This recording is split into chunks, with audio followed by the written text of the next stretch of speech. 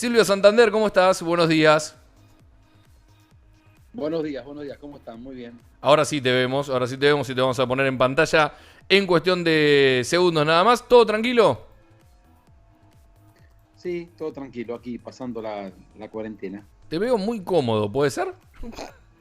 Estoy en un sillón, en mi cama, en mi casa, mis hijos durmiendo todavía. Ajá, Entonces, porque acá hay un momento que tenés que, digamos, ganar lugar cuando están dormidos. Ya claro. cuando se levantan, no se puede hacer más. Bueno, escuchaste o ya está saltando obviamente del tópico de la sección de hoy, que es esos jugadores que son protagonistas en sus equipos, pero que cuando se incorporan a la selección pasan a formar parte de un rol, obviamente, que por ahí ceden un poco de ese protagonismo y tienen que cambiar la cabeza y demás. Queríamos escuchar también el punto de vista desde el entrenador, así que Gallego, Marcelo, adelante. Dale, ¿Qué tal, flaco. Silvio? Buenos días. Buenos Bueno, días, y Marcelo. un poco saber cómo manejan los entrenadores esta situación, si verbalmente, si gestualmente, si se ponen las consideraciones antes de empezar la concentración sobre la mesa, si es una situación que se da de hecho, cómo se va manejando durante la concentración, porque de la misma manera que creemos que no es fácil para el jugador, que ya lo explicó Paolo, ya lo explicó Hernán, tampoco debe ser fácil para el entrenador después de esa situación, que los entrenadores siempre dicen que es muy difícil de hacer los cortes, ¿no? Pero después de los cortes, que es un momento de angustia para el entrenador y el jugador que se queda afuera, los que están ahí en la cornisa, viene la otra parte. Los que quedan, decirle, bueno, muchachos, acá hay 8 que van a jugar mucho y 4 poco. Recuerdo Flor Meléndez decía en aquella época, ¿no? Otro Vázquez decía, yo para la selección llevo los 10 mejores y 2 que no me causen problemas, decía. Claro. Pero era otra época, ¿no? Hoy las rotaciones son más largas, se trabaja de otra manera. ¿Cómo es tu mirada respecto a esto? Bueno, yo pienso que hay, digamos, diferentes situaciones. No siempre se presenta el mismo caso. ¿Qué quiero decir? Hay jugadores que, aún siendo estrellas de sus equipos, rápidamente toman lectura de todo lo que sucede con el armado de ese equipo final y sabe que tienen que ceder su protagonismo en beneficio del equipo. El jugador solo se da cuenta. Y hay otros que hay que guiarlos para poder que entiendan esto de ayudarnos desde otro lugar, aún reconociéndole que en sus equipos toman un protagonismo muy alto, aquí se lo va a requerir para una función determinada. Entonces, eso como dos situaciones, ¿no? A veces ya está como que no hay mucho que hablar y en otras hay que reforzarlo. Ahora, después es muy importante en una selección, y sobre todo yo esto lo aprendí con Sergio, pero a veces pasa también en un equipo, que es esto de entender que hay roles para algunos jugadores puntuales que pueden ser, digamos, de mayor protagonismo para un partido y no tanto para otro. Pongamos el caso de recién de Paolo, por ejemplo. Eh, se puede dar que él está siendo parte de un equipo que no está todavía en la rotación de los 7 8 que más juegan. Sin embargo, esa noche toca jugar contra un partido que, vamos a decir, defiende el rival mucho tiempo zona, entonces se lo requiere más. Y quizás al otro día se juega un partido contra un equipo que tiene aleros muy altos, con lo cual él puede tener problemas para defenderlo. Un ejemplo estoy diciendo, ¿no? Entonces, eso el jugador también lo tiene que saber dentro de la estructura de un equipo, que especialmente en una selección o en un equipo de los de vanguardia, el rol determinado es en función de las necesidades para esa noche. Y no tiene que ver con algo de que yo siempre lo puedo hacer, sino de ajustarse a las necesidades del equipo. Silvio, ¿y te tocó vivir alguna situación particular en equipo o en selección, en la Argentina o en el extranjero, donde dirigiste que vos digas, bueno, a un jugador que por ahí venía con cartel o que venía siendo una primera figura, tener que hablarle, decirle, guiarlo, mirá, yo te quiero para esto, y el jugador le cueste un poco más entenderlo, y cómo lo manejaste en el caso de que te haya tocado? Sí, sí, yo creo que todos hemos tenido ejemplos de jugadores que quizás aún merecidamente deberían tener más espacio, pero en la conformación, en el armado de un equipo, quedó de tal manera que a veces uno no le puede dar todo lo que necesita. ¿Qué quiero decir? Los armados de los equipos, particularmente en nuestra liga, son como sobre la marcha, ¿no? Uno va consiguiendo algún fichaje, después aparece otro, alguien que pensás que se caía, después se retoma, y en ese armado no siempre queda todo tan, digamos, de manual como debería ser para los roles asignados. Entonces puede suceder alguna situación. A mí un caso dos casos te cuento, que me pasó. Uno, por ejemplo, fue con Adrián Bocchia, en Lanús. Cuando yo traigo a Adrián, que venía de Montermoso, y lo subo, Claro. en el primer año fue una segunda parte, Adrián viene del banco. La verdad, era difícil sacarlo. Una vez que entraba era muy difícil sacarlo, porque tenía rendimiento. Al otro año, cuando armamos el equipo, comenzamos con una ficha menos, extranjera. Entonces Adrián inicia junto con Mariano Viró, me acuerdo, los dos eran los que eran titulares. Bueno, el equipo empieza a ir bastante bien y la dirigencia me permite sumar una ficha más, que era un extranjero que podía ser inicial. Y entonces Adrián tenía que venir del banco, cambió totalmente su rendimiento. ¿Qué quiero decir ahí? Tuvimos que convencer al extranjero de que venga a la banca y mantenerlo a él, porque si no lo perdía. Pero no lo perdía porque él no quería, sino que se sentía muy seguro a la hora de jugar. Entonces, en esto de los roles, a veces él lo entendió, pero el que también lo comprendió mucho fue el extranjero. Y el otro caso que me pasó fue con Gaby Fernández. Gabriel venía de ser campeón olímpico, por un jugador que jugó en Europa, todos lo sabemos, la tremenda trayectoria, y yo ya tenía cerrada la pareja de extranjeros que venía jugando 2 años antes, que eran Levi y Taylor, ahí en Lanús, también el mismo ejemplo. Entonces Gabriel tuvo que venía de obras y venir de la banca y acomodarse a un rol. Y la verdad a mí me ayudó un montón, porque lo entendió, lo interpretó, y por supuesto siempre hubiese querido jugar más, pero puso el equipo por delante. Así que siempre creo que todos los entrenadores hemos tenido algún jugador que quizás merece más espacio, el equipo no se lo puede dar, y hay que tener esa relación de mucha comunicación, de ser muy claro al principio el rol que puede tener, y tratar de las dos partes ayudar a la causa, ¿no? Flaco. Sí, después tenés una situación como en el último seleccionado, que había por lo menos 3 jugadores que ya eran jugadores de rol en sus equipos. Galizzi, Filierru, el chico Cáfaro, y bueno, si se quiere, Lucio Redivo, que tampoco estaba pasando por un gran momento.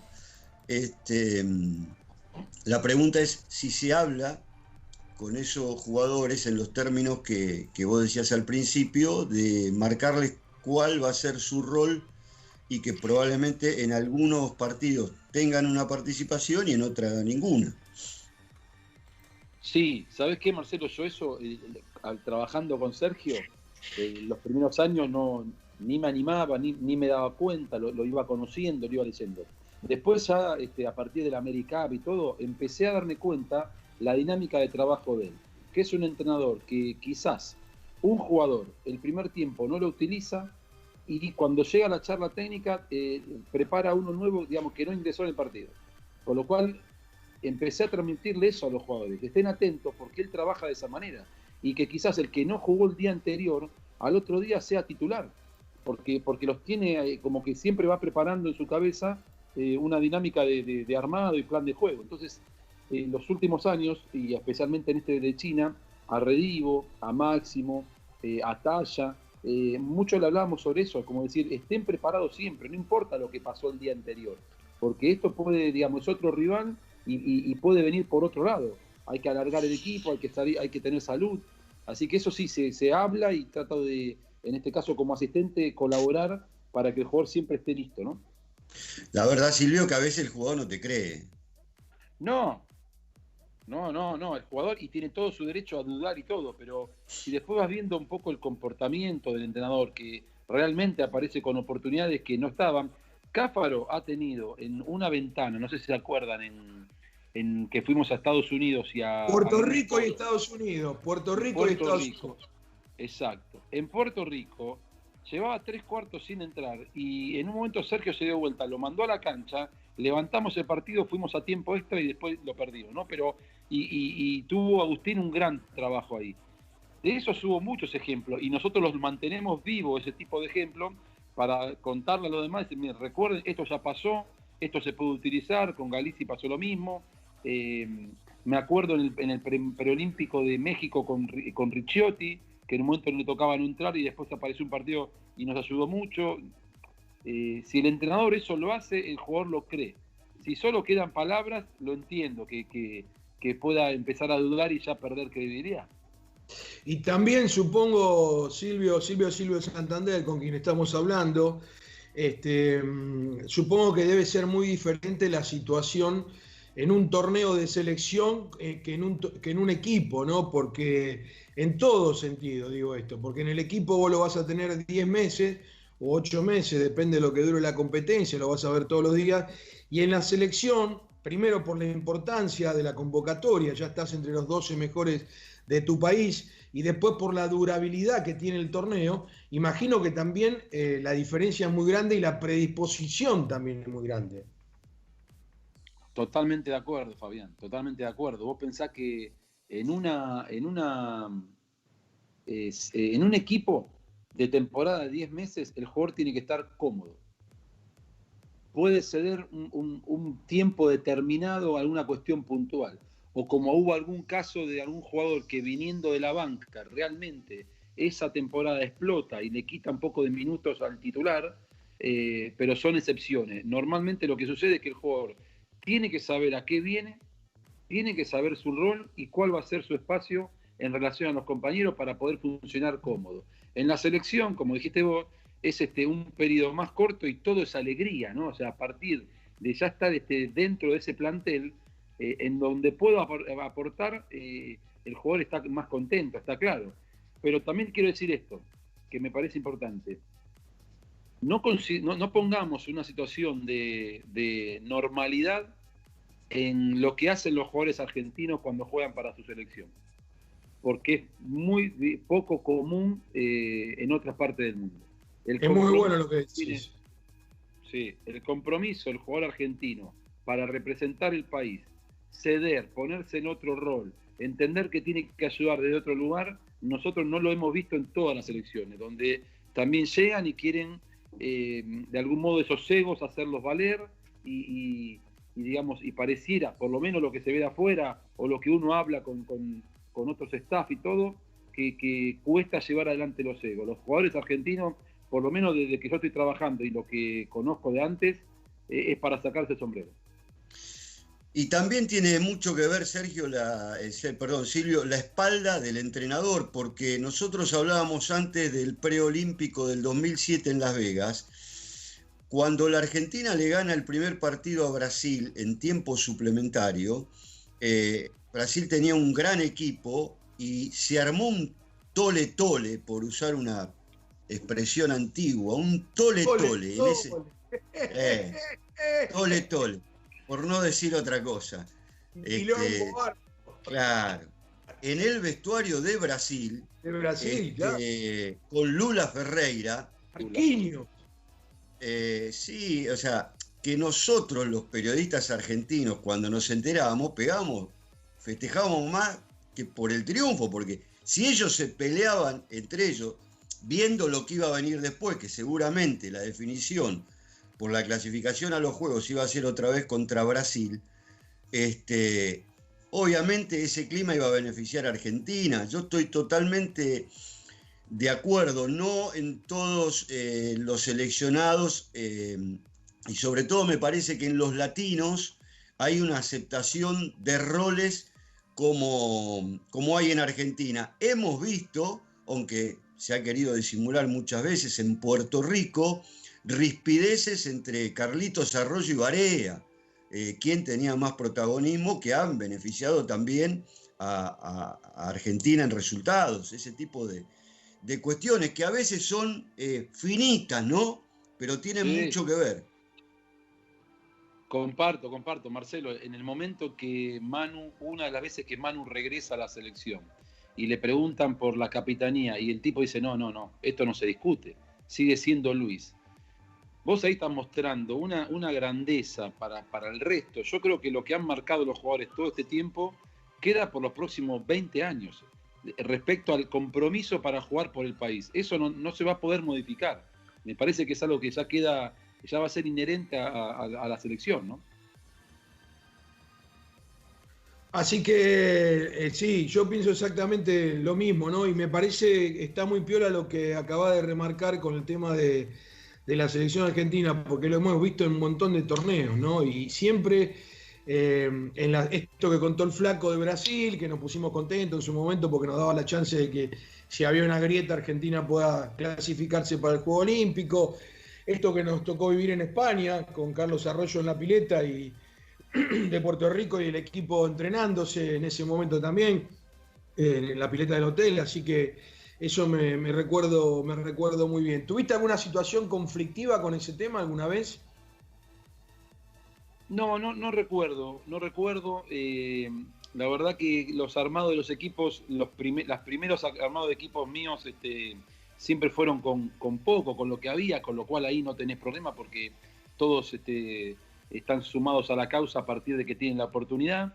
Y después como ya fui de algún modo tomando más experiencia, intenté en la búsqueda del armado ser claro y además a mí siempre me gustó jugar con equipos largos, los jugadores medio lo sabían y yo de antemano siempre, yo tomo una dinámica hace muchos años, Fabián, que es cuando llamo a un jugador para convocarlo al proyecto deportivo, le cuento todo lo que puede ser y le ofrezco dentro de su rol siempre un poquito menos, porque no sé cómo se va a desencadenar la cosa. Y le digo, bueno, en 48 horas te vuelvo a llamar, pensalo, no me contestes ahora, buscalo bien en tu cabeza, analizalo y te vuelvo a llamar, sin ningún compromiso. Pero trato de ser claro respecto a para qué lo quiero y qué lugar le puedo dar. Entonces es una forma de empezar a evitarse los problemas.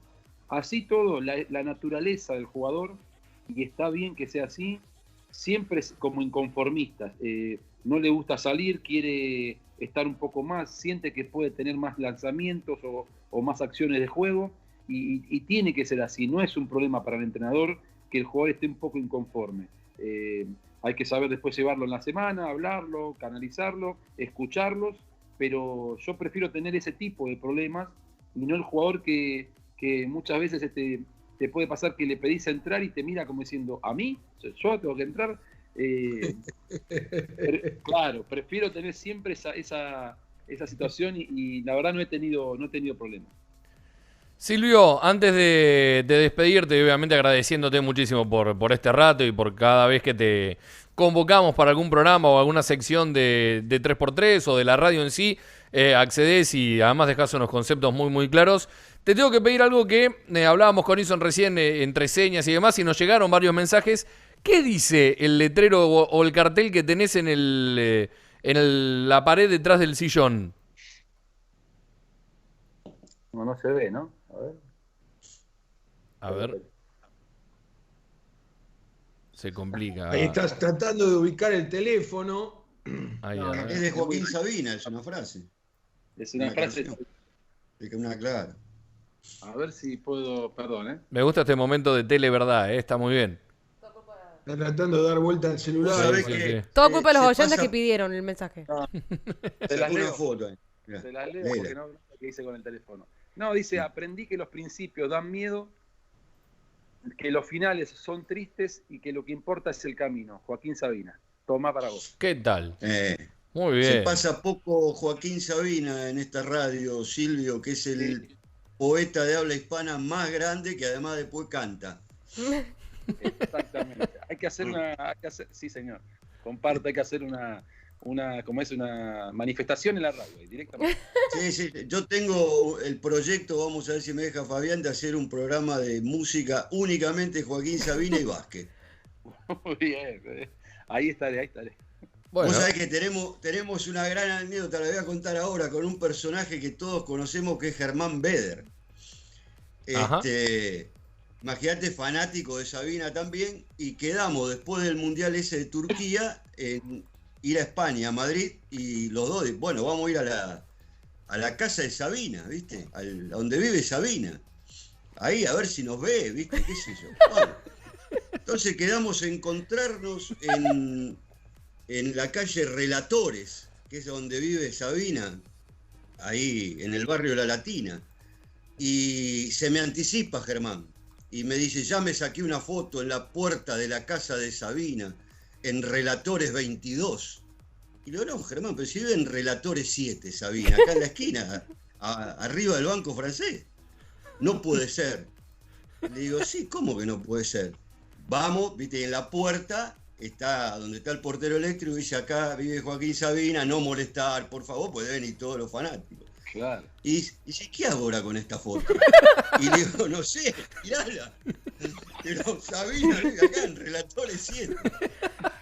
Y al enano se le ocurre cruzarse y gritar de abajo, Joaquín, Joaquín, acá estamos de Argentina. Obviamente Sabina ni salió al balcón. Pero muy gracioso, realmente. Me lo imagino. Bueno, estaré, entonces Silvio está disponible para ser el co-conductor del programa de Básquet y Sabina, el Flaco Nogueira. No, ¿cómo no? Ahí. O para pasar música, lo que quiera. Perfecto. Ahí. Perfecto, te tomamos la palabra. Entonces, Silvio, te mandamos un abrazo enorme y muchas gracias. Por favor, gracias a ustedes, un placer. Muchas gracias. Bueno. Un abrazo.